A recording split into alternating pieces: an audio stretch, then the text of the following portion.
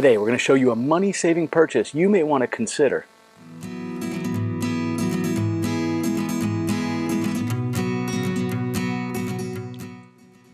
So this is a deli slicer. Hold on, hear me out. I do think this can save you money year after year, and I'll go through the numbers here in a minute, but listen, if I'm honest with myself, we got it because it's a cool thing to have, and we figured we'll use it. It'll be fun to do. Check it out.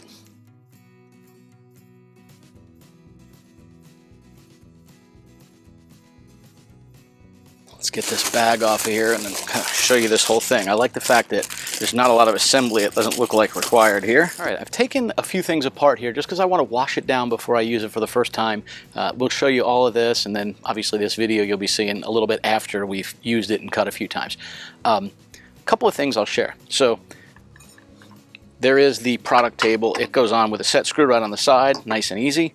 There is the center cover that goes over the center of the blade, and then this goes right on through and screws into it. That's what holds that together. What I really liked about this unit is it has its own sharpener. So this is a guard that you normally have. When you want to sharpen it, we can turn this around, and there's actually stones on here. We tighten it, we push these up against it, and I'll show you what that looks like after we use it a few times. I don't want to sharpen it before we do. So really pretty easy for a cleanup perspective, but when you first unbox it, listen, metal manufacturing always leaves a little oil on these things, so we want to go ahead and clean it up. I do like this nice big blade, a big 10-inch blade, a little bit better than some of the less expensive ones that have like a 7.5-inch blade. Now I have this all the way closed, so there's no gap here, and we're just going to lightly go along this blade. You want to start at the center and work your way out.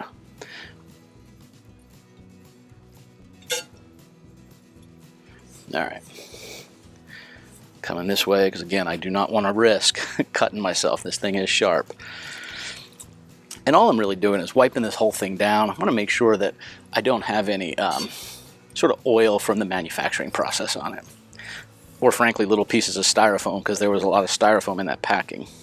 Again, I'm kind of coming toward the sharp end, not into it but away from it. By the way, the less expensive models don't have this center plate that goes right here in the center of the blade. And if you ever watch anybody's videos of those less expensive ones, as you push the meat onto it, and this is turning, when it gets to the other half of that, it starts to lift the meat up off the table. The nice thing is with this guard, you're covering the vast majority of that surface. You don't have that issue. All right, so let's go ahead and just get this placed right into that hole. It's got a groove in it to make sure it goes the right way. And we'll twist the knob so we get that nice and tight. Now, you'll notice on your cover you have stones on one side and a gap on the other. We want the stones to be on the opposite side, on this side of the blade. We do not want them lining up to be able to hit it. Right now it's just acting as a guard where that part of the blade is exposed. So put that on there, tighten this knob down, and if you want you can take your finger here, just rotate the blade, make sure it's not rubbing anything, and it's not. Screw into this. And that's it, we're essentially done. Now, there is one other thing we can do. There's this little plastic guard that you can put right here, kind of keeps it, protects you from anything. I'm probably not gonna put this on. I know you probably should. If you get one of these, definitely do, but I'm not gonna use this. Listen, we're all adults. You make your own safety decisions, but you also live with the consequences of your safety decisions, you know, not based on what I did here. Let's go ahead and power it on, make sure it doesn't have any sounds that it shouldn't, and we'll go ahead and get a couple of test sets going. All right, so I'm going to zoom in here and just kind of talk about a few of the items. Obviously, we have our product table right here. This is where we actually slide this thing forward and backward. Now, what's nice is you can open this up, put this down, put your product right inside of here before you press it down. But the reality is that's a small product. If you had a whole turkey breast, it might be sitting out to here. So you can also just lift this up, and it has spikes. It has spikes here as well. So you could come up here, you got your loaf sitting in here like that, you just put it right down on top of the loaf this way. Those are a little sharp, by the way. All right. And once you put this down, I would push it this way with my hand up here. I'm gonna oil that bottom. You can also do it right up here if you want a little smoother action on it. On the front side, we have our power switch on and off. I have it unplugged. And then we have our depth gauge for our blade. So if you notice right here, we got our blade and the table. As I open this up, I begin to expose more and more of the thickness of that cut. This will go up to 15 millimeters, which is a good thick cut. That's about the slice of about the thickness of a slice of bread, so we'll be doing that as well. So let's talk about the accessories this comes with. I mentioned before there's this little plastic guard that you can mount right here on the cutting tray. I'm not going to be putting that on. It also comes with a small bread guard, and you mount this right behind the blade. The idea is it's supposed to make it easier for the bread to come out. Actually, I don't know how useful that's going to be, and to get that bread guard on and off, you have to use a wrench, so I'm going to try it without it just to see how it works. Comes with some oil for oiling the little slider shaft here, and it comes with an Allen wrench, and that's for adjustments that you might have to make. It also comes with this cleaning brush. That's probably for cleaning inside of these tubes in the center of the blade and whatnot. So useful to have. I'm going to put all that stuff aside. We'll get this powered up and we'll see how it sounds. I'll pull our slide tray back. We'll hit our power button. It's on. Nice and quiet. It's moving at a fairly nice speed. It's not nearly as slow as those ones I saw online that were cheaper than this. Sounds good. Let's go ahead and show you the first couple cuts, and then the next time you see this, it will be weeks later. We'll be showing you how we've been using it. So we've got this whole thing set up. We washed it, as you know, and now we're just going to go ahead and slice up a few things. I've got a little bit of Monterey Jack cheese. We just like to have cheese and crackers. Figured it's a good little first test here, so we'll be able to see how well we slice that. And then I went ahead and I bought some Virginia ham. Now, you know what's interesting is this here is a 5-pound ham, and here's where I was telling you you can save some money. Let's say you get cold cuts and you get, I don't know, a pound or pound and a half of cold cuts each week. Ham, when I went to a restaurant supply store, you can get it without a business license. You pay somewhere between $2.15 and $2.50 per pound. Well, at the grocery store, when I look at this stuff, it's anywhere from $7 to $9 a pound. So let's call it almost a $5 per pound savings. Cheese, usually it's going to be about twice the price when you're buying it sliced at a deli counter versus buying a block of it, especially if you get the full-size ones like this, or, you know, we bought a whole pastrami or a roast beef. Like, we like those kinds of things. You start thinking about that, right? So if you're saving $5 times 50 a year, like, you know, it's a year and a quarter. You're paying for this thing back over, and it has the convenience that you get from using something like this. So, all right, we're going to go ahead and use this. By the way, this is not the place to do it. Out in the sun is not it. When you put cheese on here, it's going to start melting and sticking. We're going to do it and try and do it quickly, just so that we can show how this works. Now, I'm just going to turn this on real quick, and just as you would expect, right, we're going to take our cheese, put it right inside of this thing, push that down, and I am going to begin. Yeah, you gotta make your slice the thickness you think you ultimately want. And again, we've got nice thin slices of cheese. That'll be perfect. So we want to catch it on the back side, something I'm seeing here, especially because it's in the sun here. Lever here, I'm going to drop that right down in there. All right, so we've got our ham right in here, and you see this is now not tall enough to go on the back side of it, so I'm just going to put it right here and apply some pressure. That's the way we'll do that.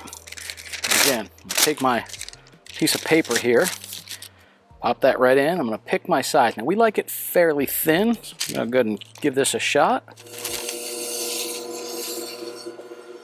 That's nice and thin. That's kind of what we're looking for here. Because we're going to freeze some of this, I am separating it in single layers with this wax paper between it.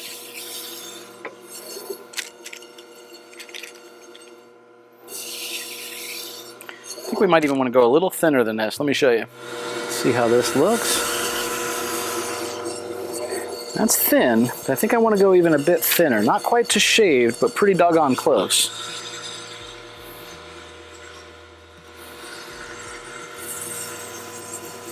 There we go. Almost not able to get a full piece. That's about what we're looking for. And because this isn't the giant ones like they have at your local grocery store's deli, you want to catch the meat before it starts catching on the blade right back there. So you see I'm grabbing it here, and I'm kind of pulling it away from there. That works really well. As you can see, this really is easy to do, and it's saving you money. That's great. We're gonna go ahead and use this for the next month or so, and then we'll show you some videos on what it's like. I'm gonna roll up a piece of this, just because look, this is just flat out Virginia ham from the deli. The difference is $4 a pound versus $8 a pound. No, this one was like $2.25 or something a pound. Delicious. Down the road, we're going to show how to make our own cold cuts that aren't so salt cured. I've been spending a lot of time at my dad's house, and he was telling me that his doctor told him to stop eating cold cuts because they're so salty, bad for him. So I started thinking, you know what, I think I can make our own cold cuts that are not salt cured that will be really good. A pork loin, for example, smoked until it's somewhat tender and then sliced up really thin for deli meat would be a phenomenal way to have some sort of cold cuts for lunch. So we're gonna give that a try. That'll be a future video. I will see you back here in about 30 seconds, but in real time, it'll be a month later or so after we've been using this thing. And we'll give you some insight into how we've been using it, how we liked it, and what kind of money we're saving. So Deb is playing our local deli associate, slicing up our ham.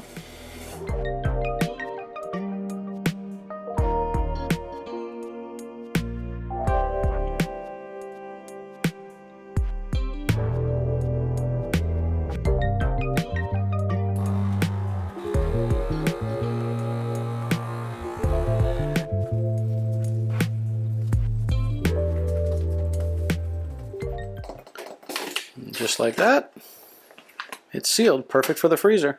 All right, so we're trying our slicer again here, and this time we went ahead and got pastrami. We paid $4.25 or $4.45 a pound. And when you go to your local grocery store, look, pastrami's anywhere from $10 to $16 a pound, depending on when you get it. So this is right at 6 pounds, and we'll go ahead and cut this up.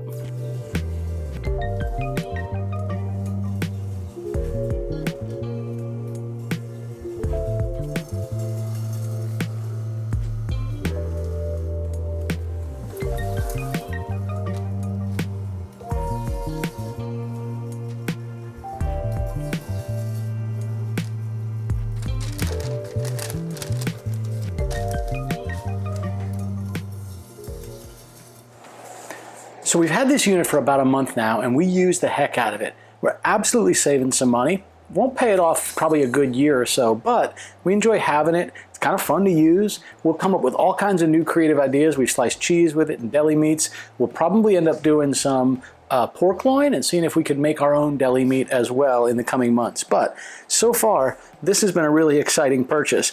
I waited a little bit to do the video for it, but down below I will put links to not only this one, but also put one to the lesser expensive one, though I have to tell you, I do think if you can afford it, I would get the more expensive one. The 10-inch blade and the weight of this one makes it a lot easier and more stable, and the blade spins significantly faster than it does in those $120, $130 ones. So, hope you guys enjoyed this video. I hope you find this useful, and if you are interested, please do check the link down below. It's just an Amazon link, but it's an affiliate. We get a small little stipend if you do. Thanks, y'all. Safe and happy slicing, or whatever you're going to do with this thing. Just be careful. Don't slice your fingers.